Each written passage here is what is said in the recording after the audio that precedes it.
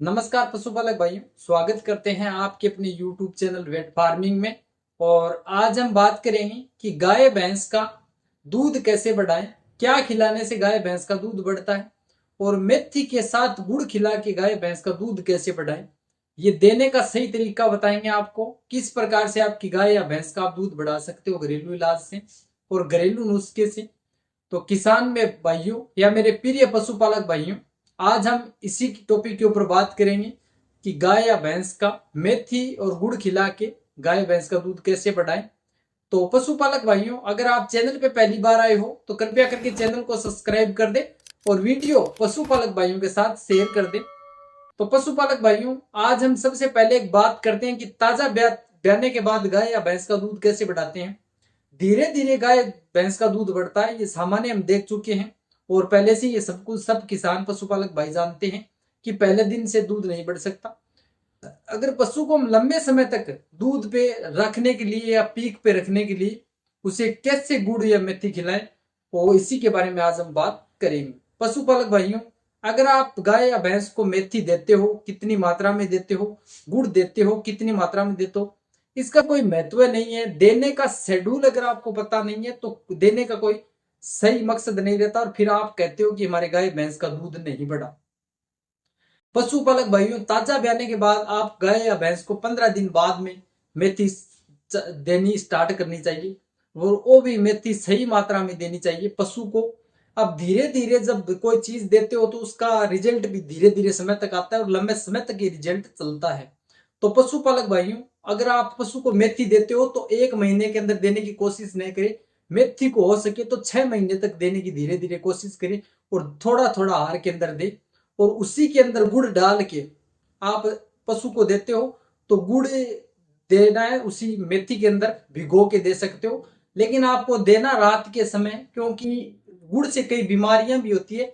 गुड़ अकेले का फायदा भी नहीं है, क्योंकि गुड़ एक एनर्जीदायक भी एनर्जी होती है। गुड़ में हम पशु को देते हैं तो एनर्जी के लिए भी देते हैं। तो आप अगर अपने पशु का दूध बढ़ाना चाहते हो तो मेथी व गुड़ को एक सी मात्रा में रखना है। गुड़ ज्यादा मात्रा में नहीं देना है, लेकिन मेथी लंबे समय तक धीरे धीरे देनी है। और मेथी से अपनी गाय या भैंस का दूध बढ़ेगा और गुड़ से जो भी पशु के अंदर एनर्जी लॉस हुई है ताजा ब्याने के बाद वो रिकवर हो जाएगी बहुत जल्द। तो आप धीरे धीरे पशु को गुड़ दे सकते हो और गुड़ खिलाने की सही मात्रा है।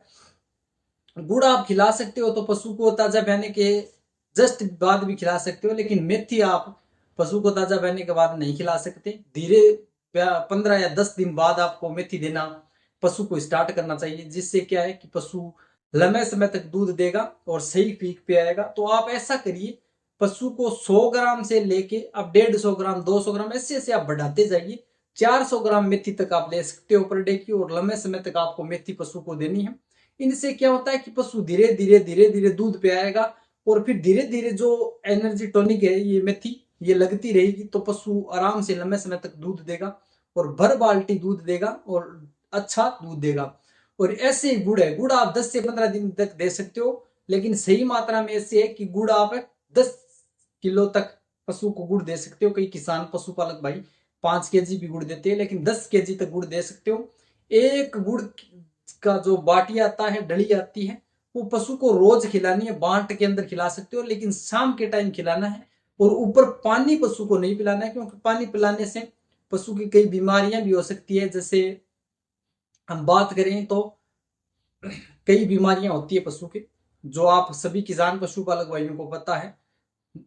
नमोनिया हो सकता है या अन्य कई बीमारियां हो सकती है। इस बीमारियों का ध्यान रखने के लिए आपको शाम को वाले टाइम में देना है और पानी नहीं पिलाना है। इनसे आपको कोई पशु की दिक्कत नहीं होगी।